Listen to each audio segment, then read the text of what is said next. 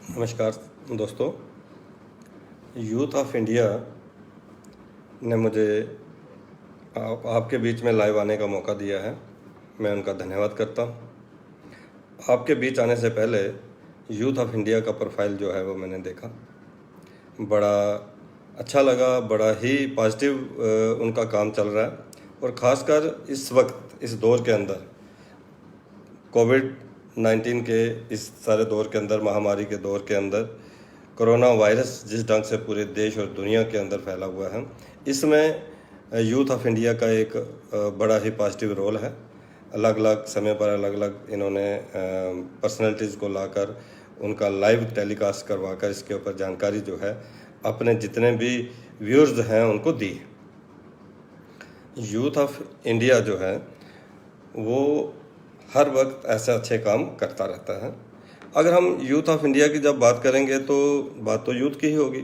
जो आज का टॉपिक है वो उसको लेकर उन्होंने, यूथ का ही टॉपिक है कि जो युवा हैं, जो यूथ हैं, उनका इस समय इस महामारी के अंदर क्या रोल होना चाहिए। तो अगर हम युवा की बात करें तो हमें थोड़ा पीछे जाना पड़ेगा। अगर हम स्वामी विवेकानंद जी की बात करें, वो हमारे युवा आइकॉन रहे हैं। पूरी दुनिया के अंदर देश का डंका जो है उन्होंने बजाया, धर्म का डंका जो है वो पूरी दुनिया के अंदर उन्होंने बजाया। और अगर हम 1947 के बाद के जितने भी आंदोलन हुए या उससे पहले आज़ादी के जितने आंदोलन हुए, अगर हम 1857 की क्रांति की भी बात करें, तो अगर हम रानी लक्ष्मीबाई की बात करें तो युवा थी, मंगल पांडे युवा थे। अगर हम 1947 के बाद के हमारे जो क्रांतिकारी वीर हुए सब युवा थे, चाहे हम भगत सिंह जी की बात करें, सुखदेव जी की बात करें, सब युवा लोग थे।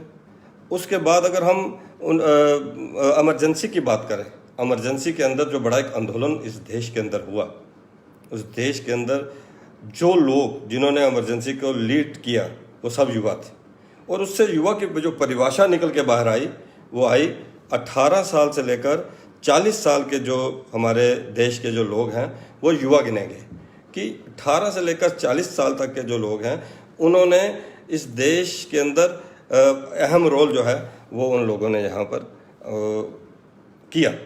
और आज इस महामारी में भी अगर हम बात करेंगे तो 18 से 40 साल के जो हमारे लोग हैं, जो युवा हैं, उनकी जिम्मेवारी जो है वो बहुत ज़्यादा जो है बढ़ जाती है।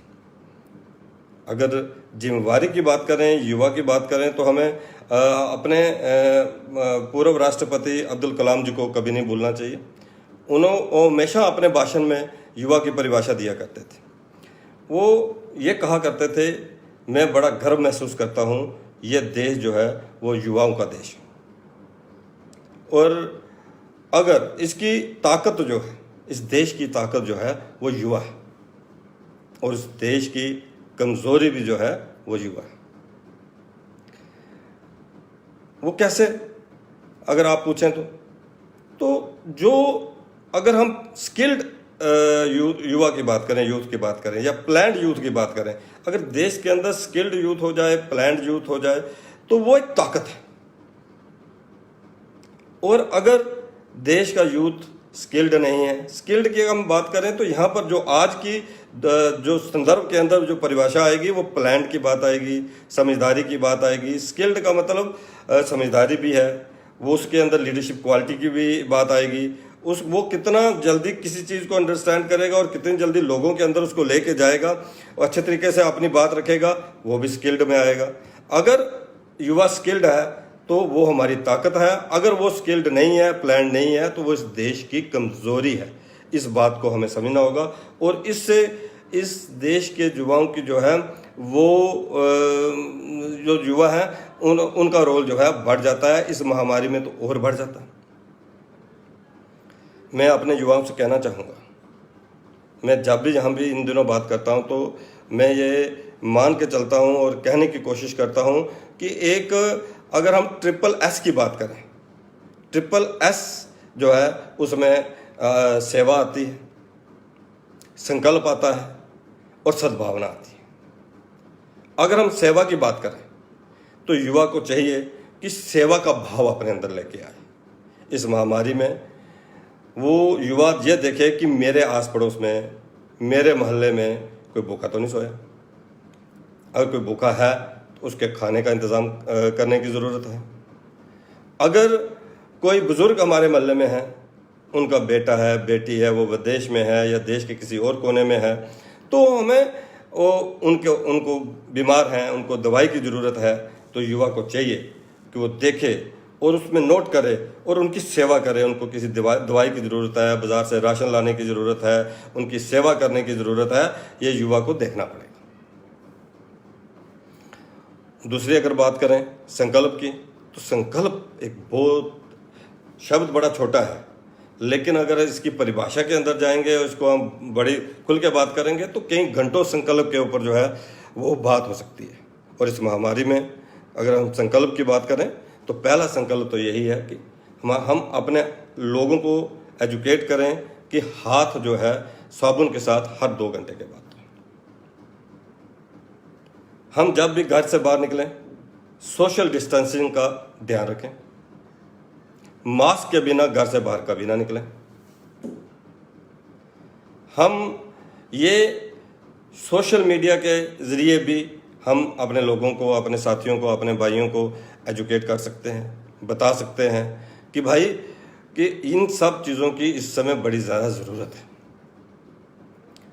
ये ठीक बात है कि आज कोरोना से जो हमने लड़ना है, इस महामारी से जो लड़ना है, उसके लिए हमें बड़े काम करने की ज़रूरत नहीं है, बड़ी दवाई की ज़रूरत नहीं है, बड़े खर्च करने की ज़रूरत नहीं है। सिर्फ और सिर्फ प्रिकॉशंस लेने हैं, घर के अंदर बैठना है, लॉकडाउन का सख्ती से पालन करना है। ये संकल्प जो हैं हम युवाओं को लेने हैं और लोगों तक इस बात को पूरे तरीके से लेके जाना है। और तीसरी जो आती है सद्भावना की। हमारे अंदर सद्भावना होनी चाहिए। देखना है कि इस दौर के अंदर कौन लोग जो हैं वो काम कर रहे हैं, जान हथेली पे लेकर कौन साथी हैं, कौन लोग हैं जो हमारे डॉक्टर्स हैं। अगर हम डॉक्टर्स की बात करें तो किस मतलब मैं ये कह सकता हूँ इस दौर के अंदर वो काम कर रहे हैं, रिस्क के अंदर काम कर रहे हैं। हम पैरामेडिकल स्टाफ की बात करें, डॉक्टर्स के साथ पैरामेडिकल स्टाफ है, वो भी इस रिस्क के अंदर जान हथेली पे लेकर वो काम कर रहे हैं। अगर हम पुलिसकर्मी की बात करें, वो भी इस समय हमारे कोरोना वॉरियर्स हैं, हमारे योद्धा हैं, वो फ्रंट लाइन पे आके जो है वो काम कर रहे हैं। कर्मचारियों की बात करें, वो भी किस तरीके से इस समय काम कर रहे हैं, जान हथेली पे लेके काम कर रहे हैं। अगर हम सिविल एडमिनिस्ट्रेशन की बात करें, वो साथी जो हमारा ज़रूरी सामान हमारे घरों तक पहुंचा रहे हैं, हम उनकी बात करें, या और बड़ी एक लंबी फहरिस्त है जिसको हम ये कह सकते हैं कि ये कोरोना वॉरियर हैं, ये फ्रंट लाइन कोरोना वॉरियर हैं। उनके लिए हमारी सद्भावना होनी चाहिए। मैं वापस सद्भावना पे आ रहा हूँ कि हमारी उनके लिए सद्भावना होनी चाहिए, सद्भाव होना चाहिए।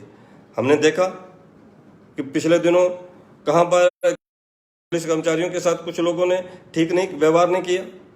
कई अस्पतालों के अंदर हमारे डॉक्टर साथियों के साथ जो है कुछ लोगों ने ठीक व्यवहार नहीं किया। उसको लेकर हमें अपने लोगों को, अपने यूथ को जागृत करना है कि इस महामारी में, इस कष्ट के समय के अंदर ये सारे कोरोना वॉरियर्स, फ्रंट लाइन जो हमारे वॉरियर्स हैं वो काम कर रहे हैं। मोदी जी ने आह्वान किया, इनको सम्मानित करना चाहिए। हम सद्भावना का भाव लेकर एक फूल, हम कहीं जाएं, हमारे गली में जो हमारे कर्मचारी भाई काम कर रहा है, हम घर में बुलाकर उनको एक कप चाय पिला दें, एक शाल भेंट कर दें, कोई फूल उनको दे दें। मेरे एरिया के अंदर हॉस्पिटल है, मैं उस हॉस्पिटल में चला जाऊं, युवा उस हॉस्पिटल में चला जाए, वहाँ जो डॉक्टर्स हैं, नर्सिस हैं, वहाँ के जो सुपरिटेंडेंट हैं, हम उनको अप्रिसिएशन लेटर दें, उनको सम्मानित करें, तो उनको भी लगेगा कि हम जिस देश के लिए, जिस समाज के लिए काम कर रहे हैं, वो देश और समाज पूरे तरीके से हमारे पीछे खड़ा है। इस भाव से सद्भावना जो है बड़ी ज़रूरी है और इस सद्भावना को लेकर ही हमें जो है वो काम जो है वो करना है। ये जो 3S की मैं जो बात कर रहा हूँ, अगर ये 3S युवा इसको सही तरीके से युवा जो है इसको देख ले, इसको लेकर काम करे, तो हम इसको और अच्छे तरीके से लड़ सकते हैं। पूरी दुनिया भारतवर्ष की तरफ देख रही है। आज पूरी दुनिया को भारतवर्ष जो है वो राह दे रहा है। हमारे यशस्वी प्रधानमंत्री माननीय नरेंद्र भाई मोदी जी की तरफ पूरी दुनिया देख रही है। इसकी जो मेडिसिन है पूरी दुनिया को भारत जो है वो दे रहा है।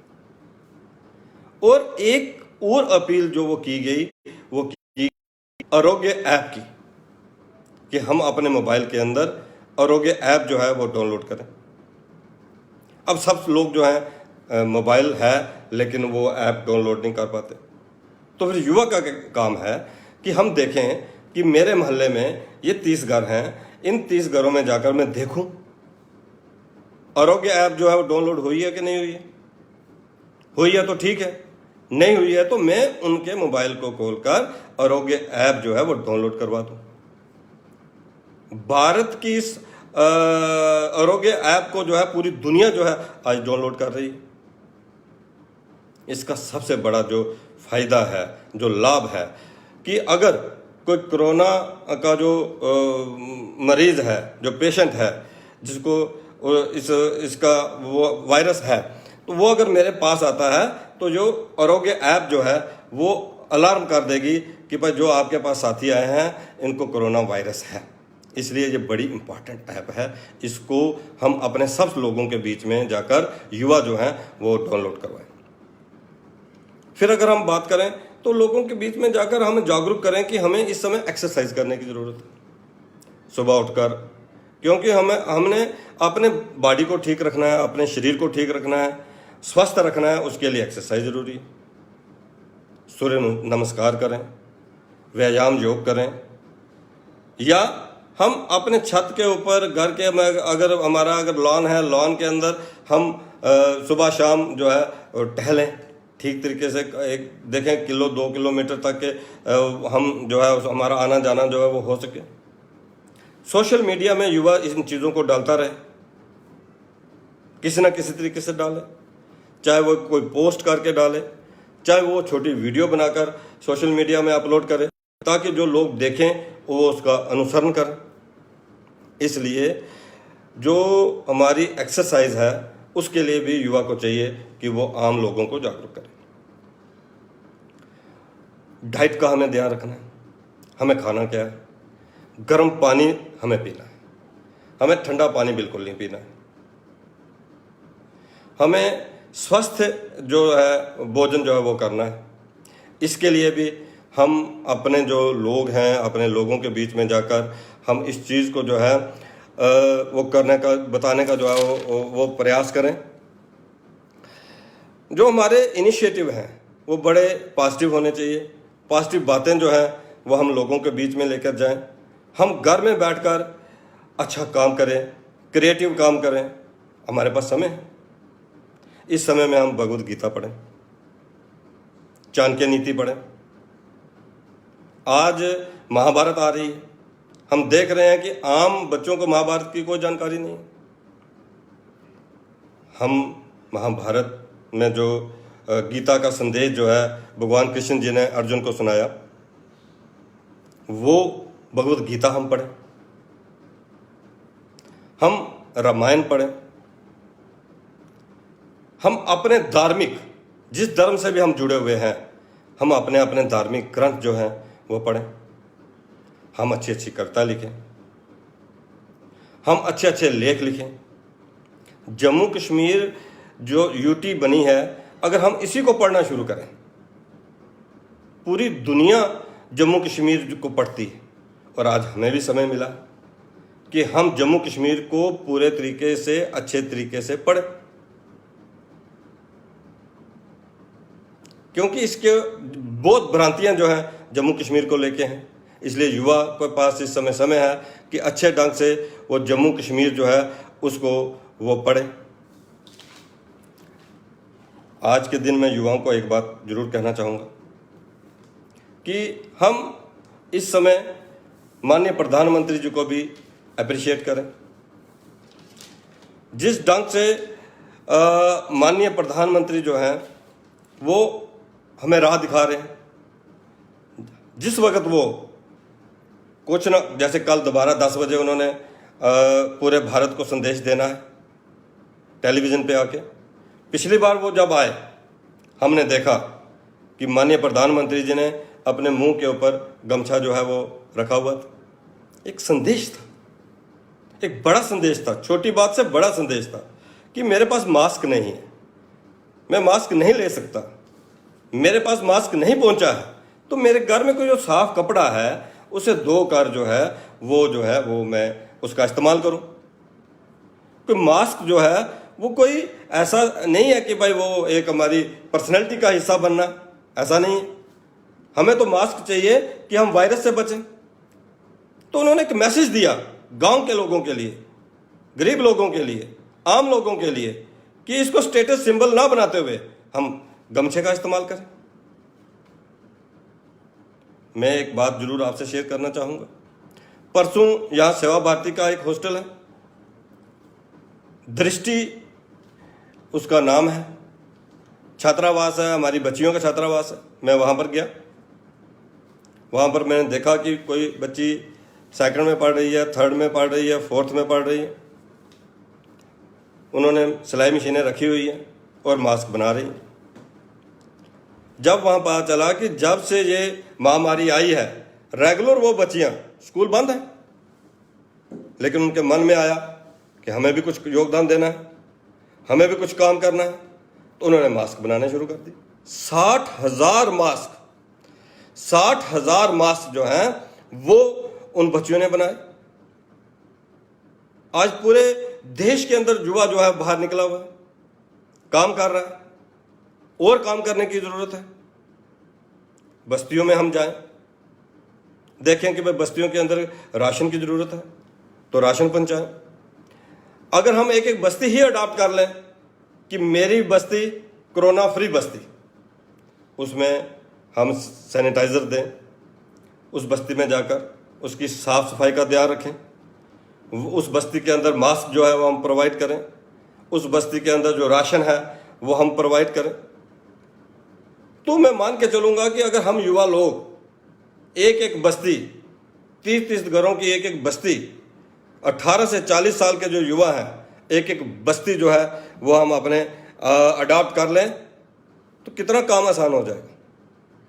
अगर दृष्टि छात्रावास की बच्चियों ने एक संकल्प कर लिया कि हमको मास्क बनाने हैं और इस 1 महीने के अंदर 60,000 मास्क उन्होंने बना दिए, तो हम अगर कोई संकल्प ले लेते हैं तो क्या वो संकल्प पूरा नहीं हो सकता? हो सकता है।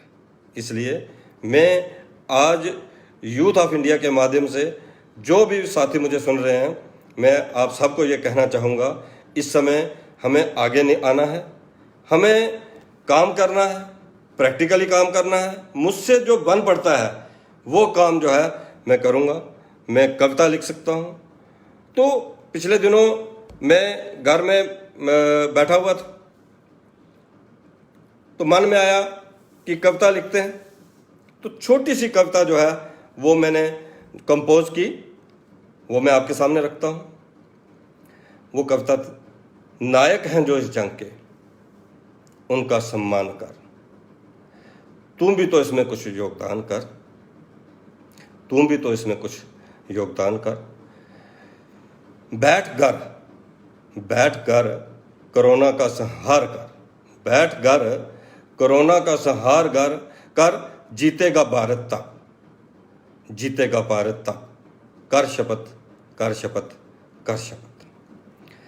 करके लॉकडाउन आरोग्य ऐप, करके लॉकडाउन आरोग्य ऐप, कर लो कोरोना को ट्रैक, कर लो कोरोना को ट्रैक। मन में लो ये ठान, मन में लो ये ठान, कोई ना भूखा सोए इंसान, कोई ना भूखा सोए इंसान। कर शपथ, कर शपथ, कर शपथ। आओ मिलकर लड़ें, आओ मिलकर लड़ें, कोरोना से ना डरें, आओ मिलकर लड़ें, कोरोना से ना डरें। डॉक्टरों के संग कोरोना से जंग, डॉक्टरों के संग कोरोना से जंग। कर शपथ, कर शपथ, कर शपथ। संघर्षों के दिन हैं, संघर्षों के दिन हैं, एकता से लड़, संघर्षों के दिन हैं, एकता से लड़ करके लॉकडाउन का पालन, करके लॉकडाउन का पालन, पुलिस का सम्मान कर शपथ। इस छोटी सी कविता में सारी बातें आ गई। और ओके ऐप डाउनलोड करने की बात आ गई। पुलिस कर्मचारी जो फ्रंट लाइन हमारे वारियर हैं, उनके सम्मान की भी बात आ गई। डॉक्टर्स के सम्मान की भी बात आ गई। कुल मिलाकर मैं ये कहना चाहूँगा कि हमें इसको अच्छे ढंग से लड़ना है, बढ़िया ढंग से लड़ना है, और जो भी सरकार गाइडलाइन दे वो उस गाइडलाइन का फॉलो करे। आने वाले दिन पोस्ट कोरोना जो टाइम आने वाला है उसमें जिम्मेवारी और बढ़ जाती है। क्योंकि क्या होगा जब लॉकडाउन, वैसे तो लॉकडाउन कल संदेश आने वाला है, लॉकडाउन बढ़ता है, क्या होता है, क्या माननीय प्रधानमंत्री जी बोलते हैं, क्या संदेश देते हैं। तो आने वाले दिनों में जब लॉकडाउन खुलेगा तो हमें लगेगा पता नहीं हम कोरोना जो है वो ख़त्म हो गया। ऐसा नहीं है। जान भी और जहान भी का जो एक संदेश उन्होंने दिया कि जहान भी हमें अपने काम भी अब करने हैं, उसको लेकर थोड़ी थोड़ी जो है ढिलाई दी जाएगी, आस्ता आस्ता लॉकडाउन को खोला जाएगा। उस समय यूथ का रोल और बढ़ जाएगा, युवा का रोल उस समय ज्यादा बढ़ जाएगा कि भाई कौन लोग मास्क के बिना है, मास्क की उस समय और एजुकेट करने की जरूरत पड़ेगी कि मास्क के बिना हम तो बिल्कुल बाहर ना निकलें। क्योंकि उस समय जब शॉप्स खुल जाएंगी, हमारी इंडस्ट्रीज खुल जाएंगी, हमारे कुछ ना कुछ मार्केट के अंदर आना जाना शुरू हो जाएगा, उस समय तो मास्क की ज़्यादा जरूरत पड़ेगी। उस समय सोशल डिस्टेंसिंग की और ज़्यादा। कल मैं कहीं जा रहा था तो मैंने देखा कि एक गवर्नमेंट का स्टोर जो है वो खुला हुआ था और इतनी अच्छी सोशल डिस्टेंसिंग वहाँ पर थी। पूरे गोल दायरे लगे हुए थे, एक डेढ़ मीटर के ऊपर, और जिन लोगों ने स्टोर से राशन लेना था वो डेढ़ मीटर के ऊपर उस दायरे के अंदर जो वो खड़े थे और अपना वो राशन ले रहे थे और जा रहे थे। उस सोशल डिस्टेंसिंग का जो है वो पूरा ख्याल रखा जाए। युवा का जो जिम्मेवारी है, युवा जो है वो इसको देखेगी। फिर अगर हम हाथ धोने की बात करें कि अगर ये ना भाई अगर थोड़ी ढिलाई मिल गई है तो इसका मतलब हम कोरोना फ्री हो गया है, तो वो ऐसा नहीं है। हम एजुकेट करते ही रहें, ऐसी पोस्टें जो है वो ऐसी पोस्टें वो जो है वो डालते ही रहें। इसलिए मैं आपसे इतना ही कहना चाहूँगा कि हमें समय रहते अपने काम को अंजाम देना है। फिर मैं ये कहूँगा पूरी दुनिया भारत की तरफ देख रही है। हमने देखा कि पूरे दुनिया के अंदर, अमेरिका जैसे देश के अंदर, इटली जैसे देश के अंदर क्या हुआ, लेकिन हमारा भारतवर्ष जो है वो बड़े अच्छे ढंग से कोरोना से लड़ रहा है। एक तो उसमें हमें जो इस समय माननीय प्रधानमंत्री जी के दिशा निर्देश मिल रहे हैं। दूसरा, अगर मैं ये कहूँ कि जो लोग इस समय काम कर रहे हैं, फ्रंट लाइन पे आकर राशन बांट रहे हैं, फ्रंट लाइन पे आकर जो हमारे साथी जो हैं इस समय मास्क बांट रहे हैं, मास्क हमारी बहनें मास्क बना रही हैं, सैनिटाइज़र बांट रहे हैं, सैनिटाइजेशन का काम कर रहे हैं, वो भी फ्रंट लाइन वॉरियर हैं। हम उनको भी जो है वो सल्यूट करते हैं। मैं जो हमारा यूथ ऑफ इंडिया जो ऑर्गेनाइजेशन है, इन्होंने मुझे अपने प्लेटफार्म पे आने के लिए मौका दिया। मैं दिल की गहराइयों से इनको धन्यवाद करता हूं। तो मैं आपसे ये कहना चाहूँगा कि जो साथी जो अगर कोई कुछ क्वेश्चन करना चाहते हैं तो वो पूछ सकते हैं। तो मैं देखता हूँ कि अगर कोई क्वेश्चन आया है तो ठीक है, तो नहीं तो मैं इतना ही कह के कोरोना हारेगा, भारत जीतेगा। यशस्वी प्रधानमंत्री नरेंद्र भाई मोदी जी के हाथों ये देश जो है दुनिया में फिर से विश्व गुरु बनेगा, विश्व गुरु बनेगा, विश्व गुरु बनेगा।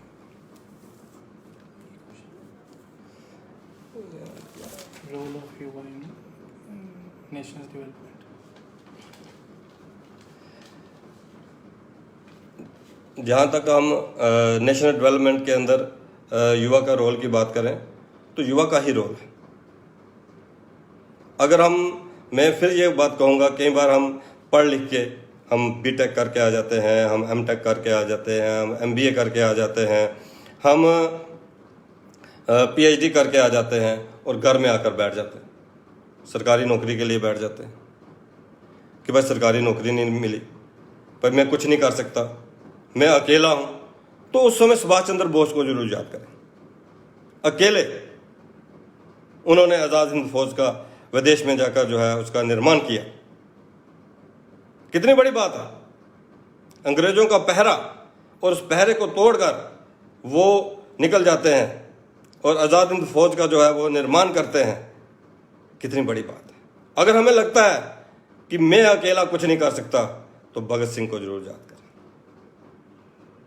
अगर मुझे लगता है, मेरे यूथ को लगता है कि मैं अकेला पढ़ लिख कर भी कुछ नहीं कर सकता, स्वामी विवेकानंद जी को पढ़ें। फिर आपको लगेगा कि इस देश के लिए, इस देश की डेवलपमेंट के लिए, इस देश को आगे ले जाने के लिए यूथ का क्या रोल है। आज तो माननीय प्रधानमंत्री नरेंद्र भाई मोदी जो हैं वो हम युवा के जो है आइकॉन होने चाहिए। कैसे एक साधारण घर में पैदा होकर रेलवे स्टेशन के ऊपर अपने पिताजी के साथ हाथ बटाते चाय बेचते वो देश के प्रधानमंत्री, और देश के प्रधानमंत्री क्या बने, दुनिया के ताकतवर नेता बने।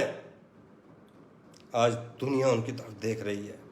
इसलिए मैं युवाओं को ये कहना चाहूँगा कि हमें अपने जो भी क्रांतिकारी हुए हैं या जो भी महापुरुष हुए हैं या आज प्रधानमंत्री मोदी जी हैं, उनको सामने रख के हम अपने उद्देश्य को जो है वो चुनें, संकल्प करें और इस अपने देश को आगे लेकर जाएं। इतनी ही बात कह के मैं अपनी बात जो है वो समाप्त करता हूँ। ये एक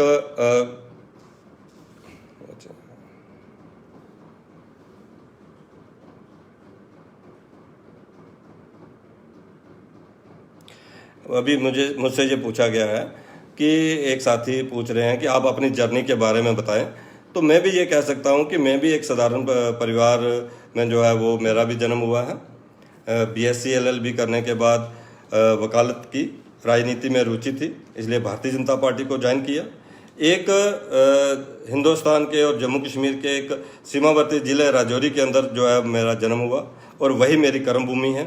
वहीं पर मैंने राजनीति की, राजौरी पुंछ के अंदर के रहकर लोगों की सेवा की और भारतीय जनता पार्टी का कार्यकर्ता होने के नाते जब जम्मू कश्मीर के अंदर भारतीय जनता पार्टी की सरकार बनी तो उन्होंने मुझे काम करने का मौका दिया और मुझे मेंबर लेजिस्लेटिव काउंसिल बनाया। 4.5 साल में मेंबर लेजिस्लेटिव काउंसिल रहा और उसके अंदर मैंने पूरे तरीके से जस्टिफाई किया इस पोस्ट को। मैं ये मान के चलता हूँ कि जब मैं इस दुनिया से भी चला जाऊँगा तो आखिरी समय में मुझे खुशी रहेगी कि मैंने वो 4.5 साल अपने लोगों के लिए लड़े। अपर हाउस के अंदर हर वो उस चीज़ को ले मैंने लड़ा जो बड़ी ज़रूरी थी। अगर डेवलपमेंट की बात करूं वो भी मैंने अपने राजौरी पुंछ के अंदर अच्छे ढंग से की और आज पार्टी ने मुझे जम्मू कश्मीर यूटी का महामंत्री बनाया है और महामंत्री के नाते मैं काम कर रहा हूं। यही मेरी जो है ये एक छोटी सी जर्नी है और प्रयास कर रहा हूं मैं कि ज़्यादा से ज़्यादा लोगों के काम कर सकूं। पार्टी के लिए जो काम मुझे पार्टी ने दिया है उसके लिए अच्छे ढंग से पार्टी का काम कर सकूं। एक बार फिर यूथ ऑफ इंडिया ऑर्गेनाइजेशन जिन्होंने मुझे आपके बीच में आने का मौका दिया, मैं उनका धन्यवाद करता हूं और आप सब युवाओं को ये आखिरी संदेश देना चाहूँगा कि इस महामारी में अपने हाथ के अंदर एक ताकत लाइए, एक रोशनी लाइए और वो रोशनी जो है वो मेरे मल्ले को जगमगाए। मेरे उस रोशनी का मतलब ये है कि हम पूरे तरीके से इस लड़ाई को लड़ने में के लिए आगे आएँ, अग्रसर रहें। जो भी सरकार और हमारी सिविल एडमिनिस्ट्रेशन, मेरे डिस्ट्रिक्ट की एडमिनिस्ट्रेशन जो भी गाइडलाइन देगी मैं उसका पालन करूंगा, अक्षरशः पालन करूंगा और वो पालन जो है आम लोगों से भी करवाऊंगा। इस बात मेरे घर में कोई भूखा नहीं, मेरे मोहल्ले में कोई भूखा नहीं रहेगा। सोशल डिस्टेंसिंग का मैं पूरा ख्याल रखवाऊंगा। मैं मास्क सब लोग पहने इसका ध्यान रखूंगा। चाहे डॉक्टर्स हैं, चाहे पुलिसकर्मी हैं, चाहे सफाई कर्मचारी हैं, ये जो फ्रंट लाइन हमारे वॉरियर्स हैं, कोरोना वॉरियर्स हैं, मैं उनका सम्मान करूंगा, मैं उनके लिए सद्भाव रखूंगा।